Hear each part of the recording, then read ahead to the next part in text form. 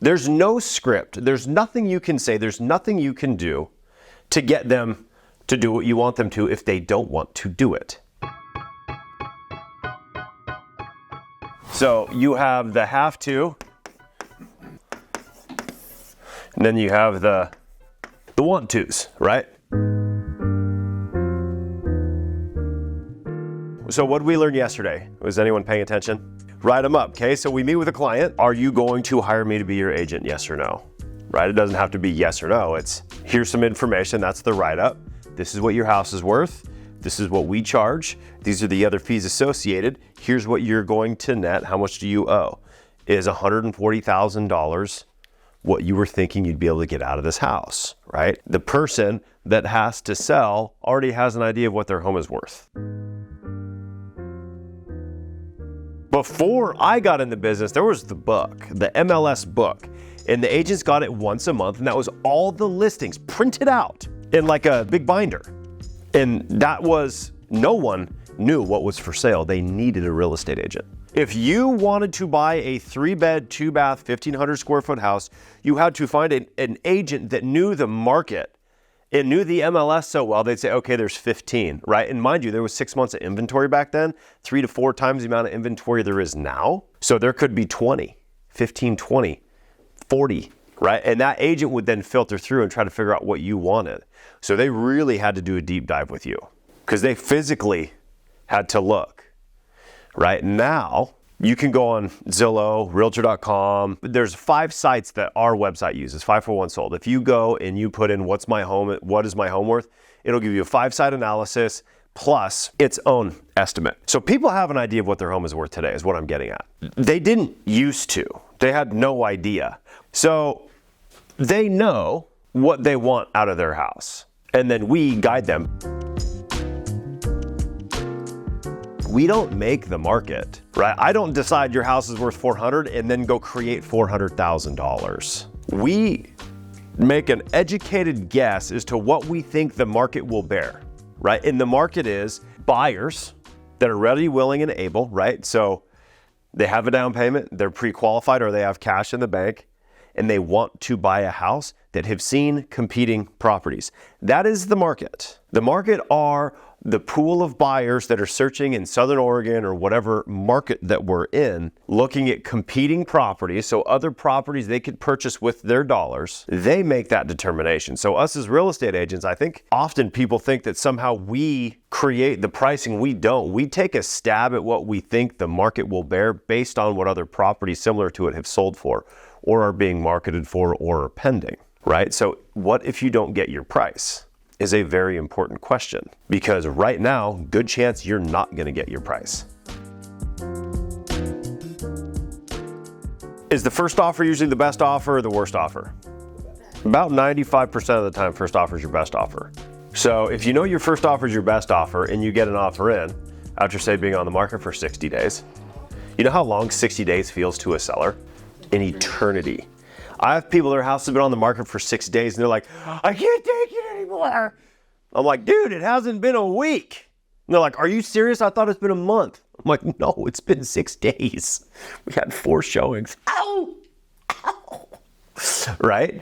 So it's been on that long. The question is, are you a seller? Because I found you a buyer. Are you a seller? And if they're not a seller, they may want to counter, which is very ill-advised right now. If you got someone that wants to buy your house, you better let them buy it, right? Don't try to prevent the sale. Right? We use sales scripts. Hey, yeah, I hear you, I get it. You know, all these cool word tracks. But if someone doesn't want to transact, there's no script. There's nothing you can say. There's nothing you can do to get them to do what you want them to if they don't want to do it. So we must ask up front, right? As Kristen's going into it, she meets someone who wants to buy a house.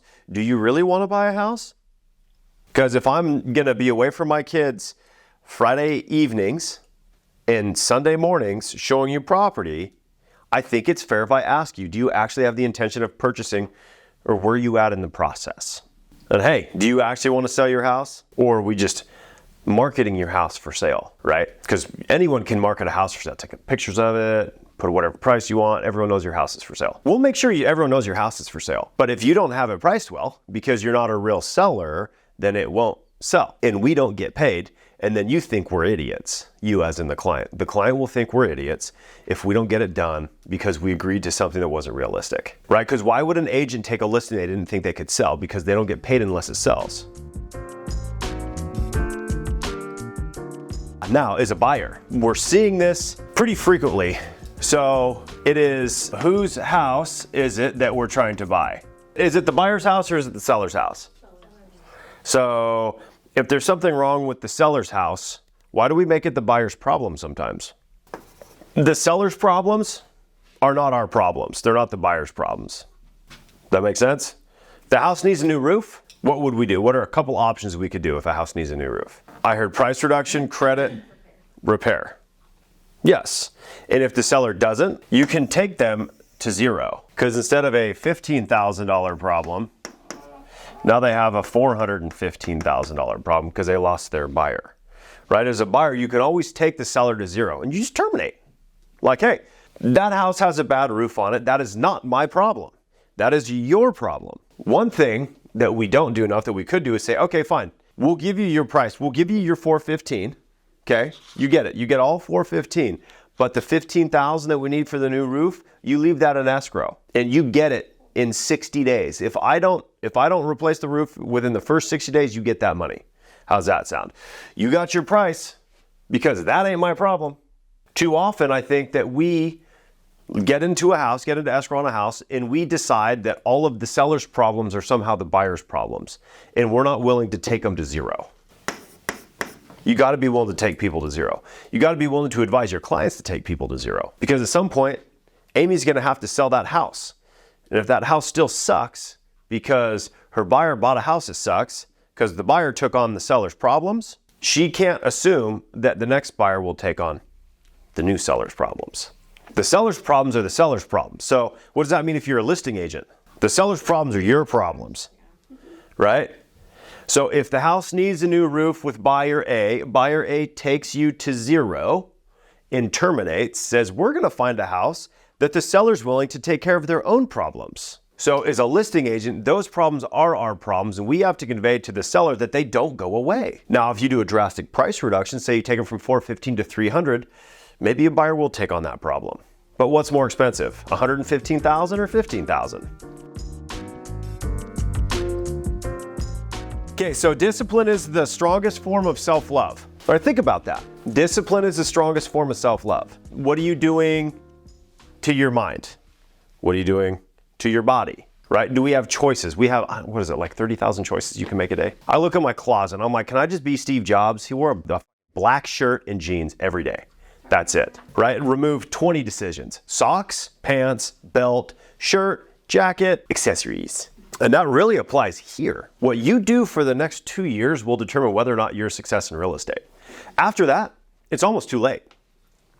Because you've either developed the habits and the lack of discipline to be like everyone else, doing 4 deals a year, hanging your license up in temporary mode because you're not willing to do what was necessary, right? Future Adam is unhappy with past Adam because past Adam didn't have enough discipline to build a business that future Adam could enjoy, right? But it all has to do with the ultimate form of self-love. Are you willing to take care of your future self by doing what you don't want to do today? Right? So you're trading what you want to do right now, which is something easy. Maybe it's have a donut instead of an egg for breakfast, right? So you can have something better in the future.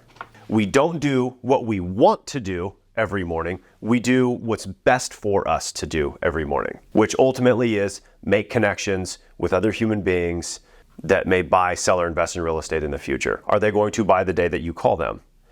No.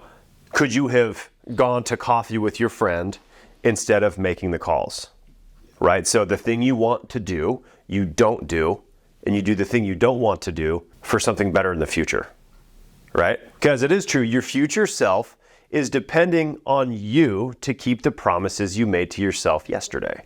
Get healthy, get up early, do your lead generation so you can actually enjoy your life tomorrow. The idea is you do that for 2 years. You do it hard for 2 years, like legit.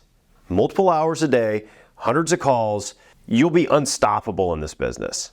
You'll have more business coming in than you can handle with very little overhead and costs. That's exactly what I did. I did it for about 5 years. And I continue to do it, but it's different now. Now it's for you guys, not for me. I don't want to sell any more houses. Too many, right? I want to help you guys sell houses. That's way more fun, but you got to be willing to do the work. You have to have the discipline. And if you lack the discipline, you're just going to get mediocre, which may be okay. I don't know. I don't particularly enjoy mediocre, but if you do, that's okay too. Just be all right with it. But don't tell yourself you're going to do things that you know damn well you're not going to do. That doesn't help anybody. I've always been broke, so that hasn't been an option for me. But if it's an option for you, that's okay. But just be aligned with yourself, because we know the way you do one thing is the way you do everything. So if you do a job here, it's safe to say that you're probably doing a job everywhere, right? If you lack discipline in one area of your life, it bleeds over, right? We don't live in silos. You think of like a grain silo, it's all by itself. Like everything's connected. So just be careful.